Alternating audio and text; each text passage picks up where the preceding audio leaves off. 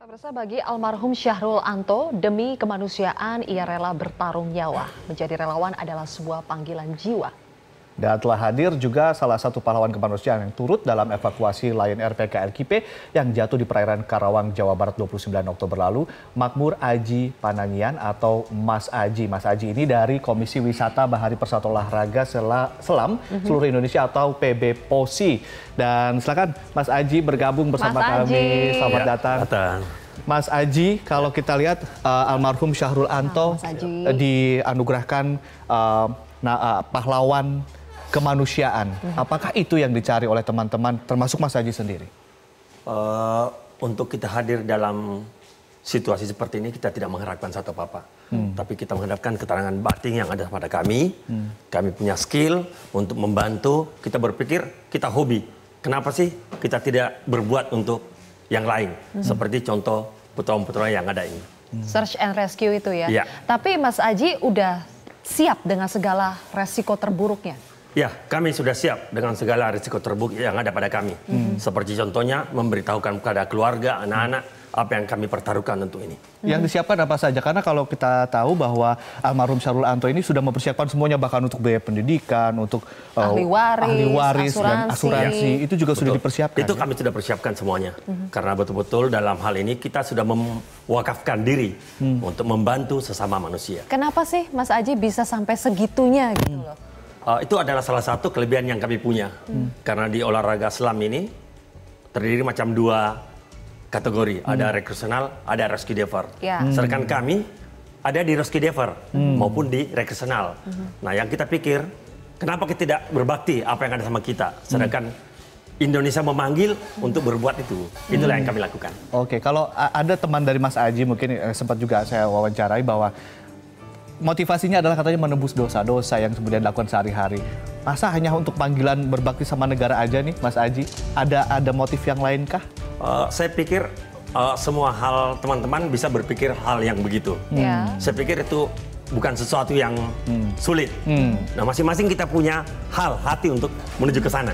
Mas Aji mungkin tidak sulit ya, tapi keluarga di rumah, istri, anak, orang tua, itu bagaimana? Pasti apakah mereka selama ini mendukung atau sebetulnya sempat juga bilang, udahlah nggak usah lagi gitu? Ya, betul juga sih.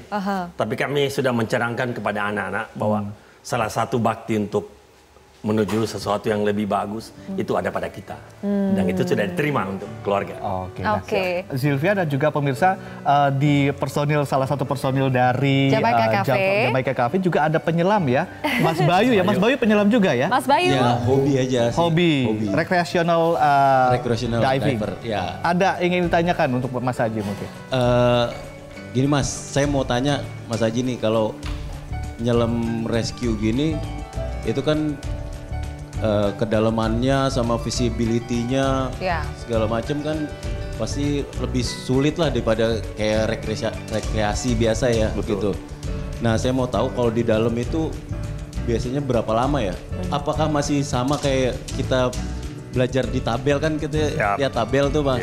Ya, apakah ngikutin tabel juga atau gimana tuh Mas? Ya betul Mas Bayu, bahwa selam ini terdiri dari dua, selam rekreasional dengan rescue diver. Tapi itu semua mengarah ke sana. Di selam rekreasional itu ada juga rescue diver. Rescue diver itu bagaimana kita menolong diri sendiri dan bagaimana bisa membantu orang lain. Jadi rescue diver itu memang punya skill tersendiri, dia punya level tersendiri yang sudah adrenalin memang sudah ada di situ. Iya, begitu.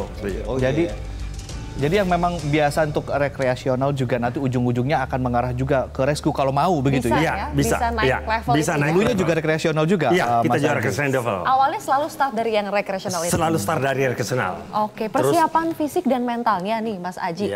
Perbandingannya apa untuk rescue diver sama yang rekreasional itu, perbandingannya apa? Jadi perbandingannya sangat mencolok dan jauh. Kalau rekreasional diver itu kita sudah tahu spot yang akan kita turuni. Sedangkan rescue diver kita sama sekali tidak tahu apa yang ada di bawah dan apa yang terjadi di bawah. Nanti kita turun ke bawah baru tahu, oh begini yang di bawah. Itu. Nanti kita akan gali ya bagaimana sih pengalaman Mas Aji ketika mengikuti pencarian korban-korban dari Lion Air PKLKP kemarin. Tapi kita harus jeda terlebih dahulu. Baik, tetaplah bersama kami pemirsa. jadi relawan untuk bencana kemanusiaan seperti jatuh pesawat, kapal tenggelam itu kan situasi yang terburuk bisa kita hadapi begitu ya Mas Aji ya. Termasuk melihat katakanlah korban, kondisi yang seperti biasa-biasa kita tidak pernah lihat, tapi di situ melihat itu pengalaman terburuk apa tuh? Yang pernah Mas Aji alami. Jadi untuk pengalaman terburuk kayaknya susah kita jabarkan. Kenapa? Karena kita kan evakuasi. Apapun yang ada di bawah kita angkat. Mau apa. Yang paling membekas mungkin untuk Mas Aji selama jadi relawan. Yang sempat kemarin ngangkat korban sampai ke atas itu di bawah utuh, sampai atas tinggal tulang. Karena udah pisah semua. Itu yang sangat. Kalau pada saat yang Lion Air kemarin itu bagaimana Mas? Apa yang Mas Aji lihat, rasakan, temukan?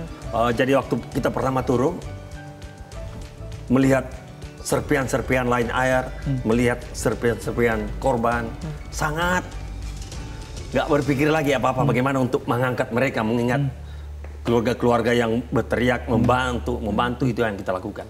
Tapi hal-hal yang mungkin membuat kita di luar perkiraan begitu ya, bisa mengangkat badan yang kemudian terurai ketika diangkat ke atas. Kalau orang biasa kan ngeri ya. Setelah kehidupan sehari-hari apakah masih kepikiran atau? Untuk saat sekarang ini, atau sudah kita terbiasa? sebagai manusia biasa kadang terpikir juga. Tapi karena kita kembalikan semuanya, kita sudah anggap biasa. Pernah kita Mas ada pengalaman yang traumatis? Banyak.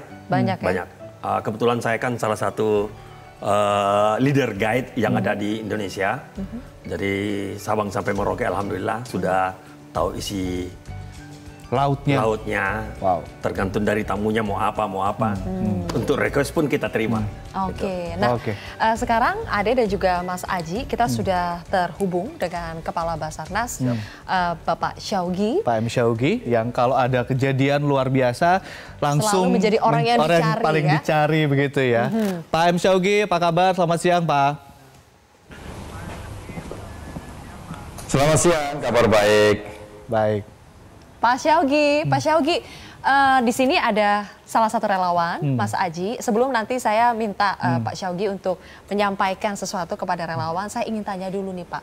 Pak Syaugi dan tim saya lihat kalau bekerja itu pakai hati sekali. Saya masih ingat Pak Syaugi sampai meneteskan air mata ya ketika berbicara di depan keluarga korban Lion Air PKLKP.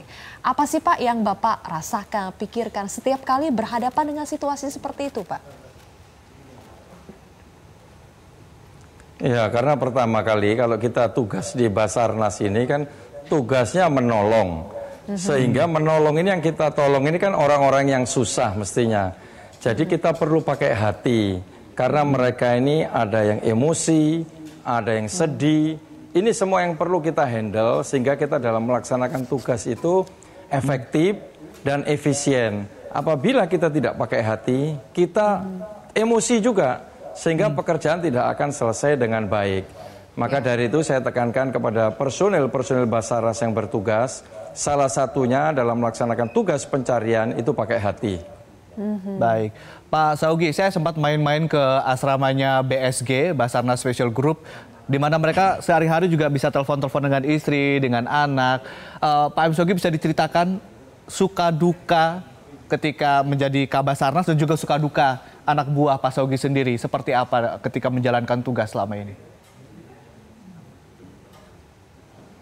Ya, pertama kalau saya dalam rangka pelaksanaan tugas, saya sering mengatakan bahwa saya selalu menghadapi 3 elemen. Elemen yang pertama adalah elemen keluarga korban dengan berbagai dinamikanya, ada yang emosi, ada yang sedih, ada yang marah.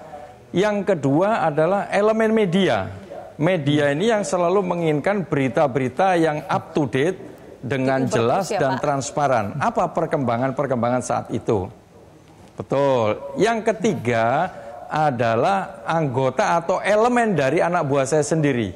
Karena dengan situasi dan kondisi yang sudah letih, lemah, lesu, ini yang perlu harus saya pompa terus semangatnya. Jadi 3 elemen ini yang saya harus handle dengan sebaik-baiknya.